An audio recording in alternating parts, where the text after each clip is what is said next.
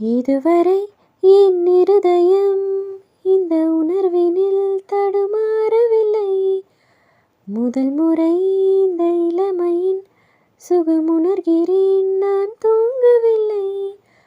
குடையோடு நான் போனேன், வழியினில் ஏனோ நனைகின்றேன்.